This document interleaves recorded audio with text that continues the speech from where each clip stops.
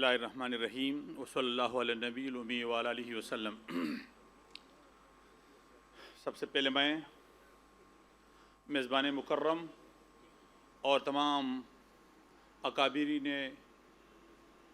امت کو خراج تحسین پیش کرتا ہوں کہ آج آپ ایک عظیم مسئلے کے لیے جو خالصتاً دینی اور قرآنی مسئلہ ہے اس کے حل کے لیے یہاں بیٹھے ہیں، تو میں مولانا فضل الرحمان صاحب کا شکریہ ادا کرتا ہوں کہ اس میں کلیدی کردار ادا کرتے ہیں، اور یہ پہلی بار ہے میرے خیال میں پاکستان کی تاریخ میں کہ پوری حکومت آج آپ کے ساتھ کھڑی ہے۔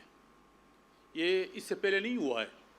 وزیر خزانہ بھی آپ کے ساتھ ہے، وزیر مذہبی امور آپ کے ساتھ ہے، اور اسی حکومت کے حکومتی اتحاد کا سربراہ اس مجلس کا روح رواں ہے۔ تو میرے بھائیوں، فنی اور علمی لحاظ سے اگر ہم دیکھیں تو اس میں تو دو رائے نہیں ہے کہ سود حرام ہے، عقلاً بھی حرام ہے، نقلاً بھی حرام ہے۔ اور دنیا کے بڑے مذاہب جو اسلام آخری پیغام ہے اللہ کی طرف سے، رسول اللہ پر جو قرآن نازل ہے کا آخر پیغام، انہوں نے تو حل اللہ البیع وحرم الربا صاف صاف فرما دیا۔ اور اس سے پہلے جو دنیا میں عیسائی دنیا ہے، وہ بھی کیتھولک والے، وہ بھی حرمت سود کے عیسائی دنیا بھی قائل تھی۔ یہ تو یہودی ساہوکاروں نے، جس کو بھی اللہ نے منع کیے تھے قد نہوا عنہ، لیکن وہ اپنے سازش سے باز نہیں آتے، اور مسلمان دنیا کو جب بھی قوت حاصل ہوتے ہیں تو ان پر رحم ان کو نظر آتا ہے۔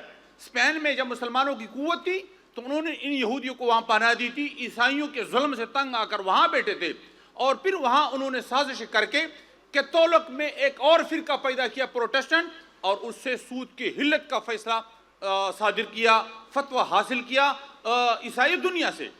تو یہ ایک عام سادہ سا مسئلہ نہیں ہے، اس طرح ہمارے بڑوں نے فرمایا بہت بڑا مسئلہ ہے سود کا، اور یہودی جو ہیں پوری دنیا کو اپنی معاشی ظالمانہ شکنجوں میں انہوں نے کس لیے ہیں۔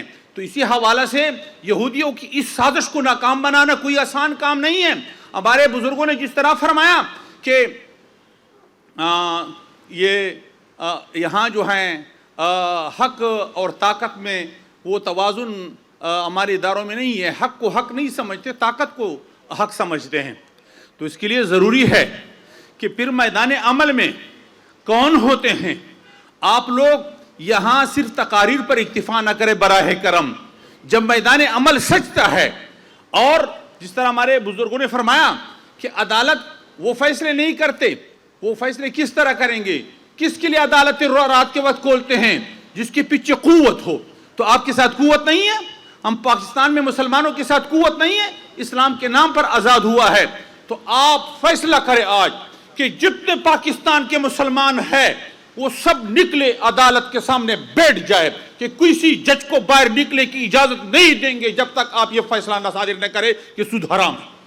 اگر آپ نے یہ فیصلہ کر دیا کہ ہم اپنے پاکستانی عوام کو نکالیں گے اور ان عدالتوں کو مجبور کرائیں گے، کیا وفاقی شرعی عدالت نے غلط فیصلہ صادر کیا ہے؟ تو دنیا والے مانتے عقلاً بھی سود حرام ہے۔ اس پر میں تو تقریر تو نہیں کر سکتا، دلائل تو نہیں دے سکتا، عقلاً بھی سود حرام ہے۔ اور یہ جو جس کے کج ذہن ہے عقلی دنیا میں، تو وہ تو یہی دلیل دیتے ہیں انما البیع مثل الربا، وہ تو یہی دلیل دیتے ہیں کہ یہ بیع بھی اس لیے حلال ہے کہ ربا کے مانند ہے۔ یعنی ربا تو اتنا حلال ہے اکثر تشبیہ کی بنیاد پہ کہ وہ کہتے ہیں کہ یہ ربا جو ہیں اتنا حلال ہے کہ سود اس طرح ہے، اس لیے یہ بیع اس کی طرح ہے، یہ تجارت اس کی طرح ہے، اس لیے تجارت بھی حلال ہے۔ تو تجارت کی تشبیہ سود کے ساتھ دیتے ہو، کہتے ہیں سود تو اتنا حلال ہے کہ اس کی وجہ سے بیع بھی حلال ہے۔ تو بھائیو، وہ تو یہی کہتے ہیں، وہ تو دلائل میں صاحب کہتے ہیں کہ جب میں گھر کرایہ پر دیتا ہوں اس پر کرایہ لینا جائز ہے، تو پیسے اگر آپ کو دیتا ہوں اس پر کرایہ لینا کیوں کر جائز نہیں؟ وہ تو یہی کہتے ہیں۔ تو وہ تو یہی کہتے ہیں کہ اگر میں تجارت میں ایک چیز 1000 روپے پر خرید لیتا ہوں تو اس کو 1100 پر فروخت کر سکتا ہوں، تو میں اپنے پیسوں کو کیوں اضافے کے ساتھ فروخت نہیں کر سکتا؟ تو وہ تو یہ دلائل دیتے ہیں، لیکن وہ فرق نہیں کرتے، اور فرق ہے۔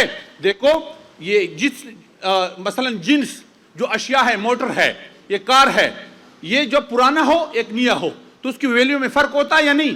لیکن نوٹ نیا ہو یا پرانا اس کی ویلیو میں فرق آتا ہے؟ تو اس کے ویلیو میں کوئی فرق نہیں ہے. تو جب نوٹ پرانا ہو یا نیا ہو اس کے ویلیو میں فرق نہیں آتا. تو آپ کو میں نے پیسہ 1000 روپے کا نوٹ دیا، 6 مہینے کے بعد میں آپ سے واپس لیتا ہوں، وہی نوٹ وہی کام کرتا ہے جو 6 مہینے پہلے کرتا تھا. لیکن ایک موٹر کار میں نے آپ کو آج دے دیا، 6 مہینے کے بعد اس طرح وہ نہیں ہوگا، 6 مہینے کے بعد اس کا ویلیو تبدیل ہو جاتا ہے. تو اسی طرح زر میں اور اشیاء میں فرق ہے. اور اسی طرح زر اور نقد تعین تو قبول نہیں کرتا اور دوسرے تمام اجناس تعین قبول کرتا ہے. تو پھر ان کے معاملات میں احکام میں اسی بنیاد پر فرق ضروری ہے. اور اس لیے ہمارے علماء تو فرماتے ہیں کہ اگر جب نوٹ کے ویلیو میں فرق نہیں آتا، نئے نوٹ اور پرانے نوٹ میں اس میں فرق نہیں آتا، اشیاء کے ویلیو میں فرق آتا ہے، تو اسی بنیاد پر اگر آپ پیسے کسی کو دیتے ہیں اور وہ پیسے تو آپ کو واپس کرتے ہیں تو اس کے ویلیو میں فرق نہیں آیا تو اس پر اضافہ اس لیے ناجائز ہے. تو اسی بنیاد پر علماء کہتے ہیں کہ سود عقلاً بھی حرام ہے، نقلاً بھی حرام ہے. ایک مسلمان کے لیے تو یہ صرف یہی کافی احل اللہ البیع وحرم الربا. لیکن وہ لوگ جو عقل کو مانتے ہیں، اسلام کو، مذہب کو نہیں مانتے، اور ہمارے ساتھ جو لوگ اسمبلیوں میں ہیں، یاد رکھو وہ سود کو حرام نہیں سمجھتے، وہ مذہبی کارڈ کو حرام سمجھتے ہیں، وہ شراب کو حرام نہیں سمجھتے. وہ اس لیے آپ علماء کو، دیندار طبقات کو، ان سے میں پرزور اپیل کرتا ہوں کہ خدا را ان طاقت کے اداروں کو مضبوط کرو. اور یہ تب مضبوط ہوں گے کہ وہاں ہمارے پشت پر آپ کھڑے ہو. اگر آپ ہمارے پشت پر کھڑے نہ ہو تو ہم کیا کر سکتے ہیں؟ ہم ہمیشہ ہر بجٹ میں صورت سود پر دلائل دیتے ہیں لیکن کوئی سننے کے لیے تیار نہیں ہوتا. وہ کہتے ہیں یہ مولویوں کی باتیں ہیں. تو کیا یہ صرف مولویوں کی بات ہے؟ آج یہ بڑے بڑے ہمارے فرموں کے مالک بیٹے ہیں، ماشاءاللہ، اللہ تعالیٰ کو جزائے خیر دے. ایوان ہائے تجارت اور صنعت کے جو سربراہان بیٹھے ہیں تو میں ان کو خراج تحسین پیش کرتا ہوں. آج غلام علی صاحب ہمارے، آپ جانی پہچانی شخصیت ہے اکارباری دنیا میں، تو آپ آج یہاں جو جمع ہوئے ہیں میں آپ کو سلام پیش کرتا ہوں. ہم آپ کے ساتھ ہیں. میں نے تو خود حج کے حوالے سے جو ہمارا رفائی فنڈ ہے، میں نے صاف پہلے دن سے ان کو کہا ہے کہ سود اس پر 1 روپے نہیں لیا جائے گا اور اس کو حلال اکاؤنٹ میں رکھیے. تو ہم تو اپنے اقدامات کر رہے ہیں. تو مولانا صاحب ہمارے ساتھ تشریف فرمائے، انہوں نے مجھے حکم دیا تھا، تمام جو وفاقات ہیں میرے ساتھ بیٹھ گئے تھے. اور یہ تقی عثمانی صاحب ہمارے بہت عظیم شخصیت، انہوں نے جو کچھ کہا تھا اسی کی بنیاد پر جالندی صاحب تشریف فرمائے ہیں، اسی کے ہدایات پر ہمارے جتنے وفاقات کے سربراہ ہیں انہی کی ہدایات پر ہم نے سمری تیار کر کے وزیر اعظم کو بھیجا ہے. اور مولانا صاحب سے یہی درخواست پہلے بھی ہم نے کیا ہے، انہی کے کہنے پر ہم نے سب کچھ کیا ہے. انشاءاللہ العزیز مدارس کے وہ تمام مسائل حل ہوں گے جو آج آپ کو خدشات ہے. آپ کے اکاؤنٹ بھی کھولیں گے، آپ کے سارے مسائل حل ہوں گے. ہم آگے بڑھ رہے ہیں اور آپ سے یہی درخواست ہے کہ آج کے بعد آپ اس طرح نہیں کہ صرف مدرسے کی طرف واپس چلے گئے اور اپنی خانقاہ کی طرف واپس چلے جائے. نہیں، عوام کو اپنے ساتھ ملا کر اور ان لوگوں پر جو ہیں زور ڈالو، ان پر زور دو کہ یہ مسئلہ ہم نے حل کرنا ہے. تو ہم آپ کے ساتھ ہیں. جو بھی تجاویز یہاں مرتب ہو، جو بھی قرارداد آپ پاس کرتے ہیں، جس چیز پر آپ اتفاق کرتے ہیں، حکومت کی طرف سے ہم آپ کے ساتھ کھڑے ہیں. انشاءاللہ ان کو عملی جامہ پہنائیں گے. وآخر دعوانا الحمدللہ.